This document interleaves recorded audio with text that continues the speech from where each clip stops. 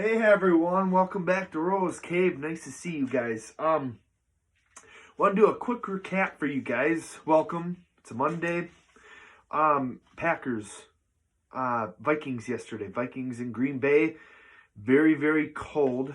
I think went from 6 degrees to 0 degrees, guys. Let me tell you something. I came from very, very cold. I would actually prefer negative 30 weather, and that's with wind. I have no issue with it. I could sit outside in negative 10. People would be like, get inside.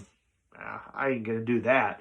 I mean, I could sit out there all I want and not freeze. But for people who are not used to that environment, which the Vikings kind of were, I mean, they have a dome now, so they can block out all the cold that they want. But guys, you look at that massacre with the Green Bay last night. First thing that you have to say is the cold was a factor. Minnesota, it gets freaking freezing there too. But when you play in a dome, you kind of let your guard up on some of that cold weather, and it makes a massive difference. Then Vikings have a backup in Mannion. Not bad, 6th year, trying to resurge his career. You get someone like that who's not that experienced as, being the front runner of a team, and you put him in that weather. I mean, it's like a fail. You might as well bring another backup in every quarter. Like, it's hard. It's very hard on their bodies, especially when they don't play with it. You'll see Aaron Rodgers, put his hands in his, jacket there and stuff. Like, Aaron Rodgers, that whole team, when you play there for 16 years, I mean, even living in it, born in it, the cold ain't going to bother you, but it definitely seemed like it had the Minnesota Vikings number last night. And they couldn't, with the cold, with no Kirk Cousins because, COVID protocol, they struggled. And for Green Bay, it's a massacre. I mean, Aaron Rodgers, Devontae Adams, best duo in the NFL, probably can go down in history, maybe right after Peyton Manning and Reggie Jackson there. Or Reggie Wayne. I'm really sorry about that. Reggie Wayne. Those two tandem was amazing. But, I mean, let's be real. Aaron Rodgers, the GOAT. Definitely not the most accomplished. Tom Brady is the most accomplished. But the GOAT has to go to someone who can make the throws. Aaron Rodgers can look to that sideline and say, man, I'm just going to throw a bomb up there. And he will throw it right on the money. I think sometimes we take that for granted with a quarterback like Aaron Rodgers. We're like, oh, the way he's handling the COVID protocols and all this stuff. The guy can do anything. He can do something that Tom Brady can't do. And that is read defenses better than anyone. I mean, he already knows. You line up, he finds out where everybody is, and that ball's already thrown. Alan Lazard. Valdez Scantling, you got the tight end right now, Degura, or I think they got a new guy in there that they're switching out.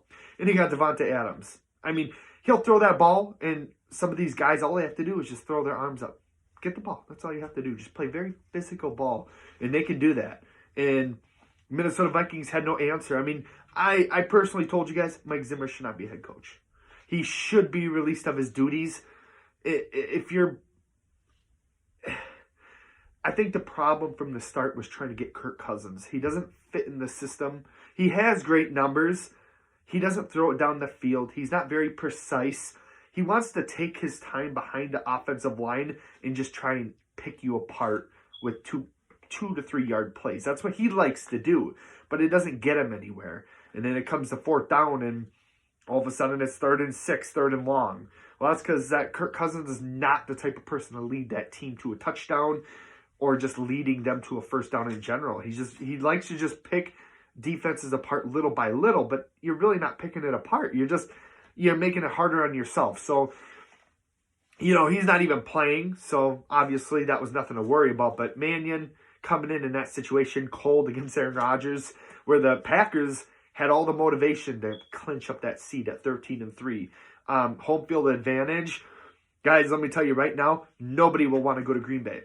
I can tell you that personally, that weather, and I've lived in it all my life, nobody's going to want to go in that weather and play football. They will, but they're going to struggle. And I have Green Bay in the Super Bowl. It's as easy as that. They have it set. They have it made. There's nobody that's going to mow them down, especially in Green Bay, to get to the Super Bowl. Nobody's going to maul them down. Not even Tom Brady. He played in Boston. He played with the Patriots. Great. But now you're coming where it's 20 degrees colder. You're out of sync, as Tom Brady is, and you're taking on the GOAT at everything that he does. And I'll give you guys props. I'm not making this a Tom Brady, Aaron Rodgers thing. Tom Brady is the most accomplished, like I said. But you guys, we need to face the facts. And when we look at these games, I mean, it's incredible how Aaron Rodgers does it. He picks apart your team little by little. He doesn't need an offensive line. He had second and third string, and most of the time that's practice squad players for offensive linemen. At one time, he had 3 of his main wide receivers out. He had Amari Rodgers, and I don't think he had Valdez-Scantling in there. He won the game by like 30 points, and that was against the Cardinals. So what are we saying here? He don't need anything. All he needs is Aaron Rodgers. Now, he has Davante Adams. Like you see, he came out 11 carries, 140 yards, touchdown. The guy's incredible. Davante, I'd say, is best wide receiver in the NFL. He really is. Like there's nothing he can't do. He wants a little respect. Give him his respect. He may play with Aaron Rodgers, but Davante Adams' catches that he makes, the runs, the hurdles, how physical he is so dominant because Aaron Rodgers can say, yeah, I'll throw the ball to you. And 80 yards later, you're getting juked out. You're getting sprinted on. Like, Davante is not someone to mess with. I mean, if you're a cornerback, you're going to try and double him. You're going to bring that safety down. You're going to try and get him.